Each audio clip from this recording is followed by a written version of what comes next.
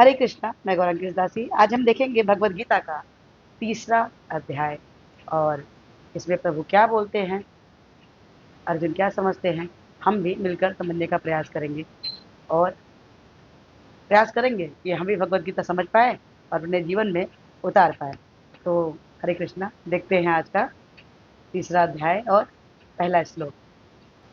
ओम श्री परमात्मने नमः। श्रीमद्भगवद्गीता अथ द्वितीयोऽध्यायः। अर्जुन उवाच। तीसरा अध्याय, पहला श्लोक। जिज्ञायासि चेत् कर्मस्ते मता बुद्धिर्जनार्दन, तत्किं कर्मण घोरे मान् नियोजयसि केशव। दूसरा श्लोक। व्यामिश्रेणेव वाक्येन बुद्धिं मोहसीव मे, यत्तदेकं वेद निश्चित्य येन श्रेयोऽहमाप्नुयाम्। तीसरा श्लोक। श्री भगवानुवाच। लोकेऽस्मिन् द्विविधा निष्ठा पुरा प्रोक्ता मया नघ, ज्ञानयोगेन साङ्ख्यानां कर्मयोगेन योगिमान्। इसमें पहले श्लोक में अर्जुन ने कहा, हे जनार्दन, हे केशव, यदि आप बुद्धि को सकाम से श्रेष्ठ समझते हैं तो फिर आप मुझे इस घोर युद्ध में क्यों लगाना चाहते हैं। सही बात है, अगर बुद्धि श्रेष्ठ है, अर्जुन का प्रश्न जो है बिल्कुल सही है कि अगर बुद्धि श्रेष्ठ है तो फिर मुझे ये युद्ध करने की क्या जरूरत है। आप तो मुझे मना कर रहे हैं, युद्ध करो, बुद्धि श्रेष्ठ है ना, तो फिर क्या जरूरत है हमें युद्ध करने की। हमारा बुद्धि बोल रहा है ना कि हम युद्ध ना करें, तो फिर आप मना क्यों कर रहे हैं। अब आगे देखते हैं कि अर्जुन क्या बोलते हैं।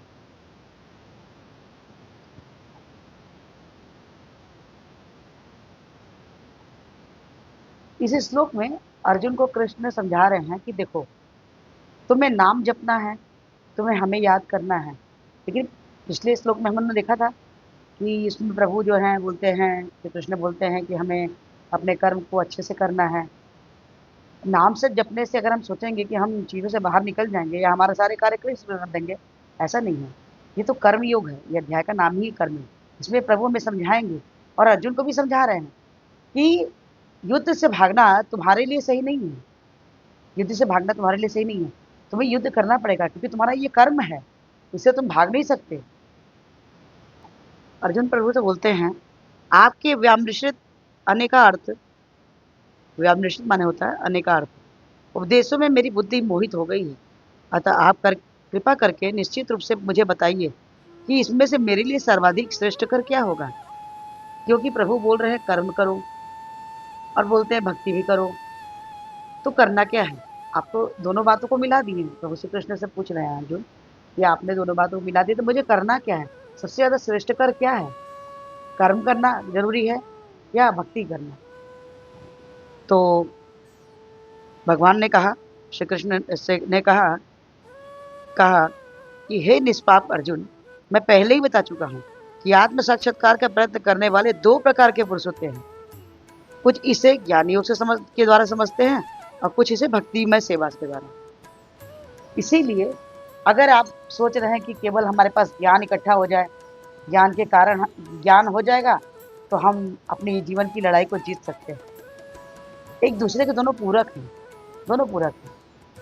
सिर्फ ज्ञान के द्वारा आप प्रभु को पा सकते हैं, इसमें प्रभु ने बताया अगर आप इतने ज्ञानी हो तो ज्ञान के द्वारा प्रभु को प्राप्त कर सकते हैं। और दूसरा होता है भक्ति के द्वारा। जब आप भक्ति करते हैं तो आपको भक्ति करते हैं, ज्ञान आता है, ये एक दूसरे के पूरक हैं।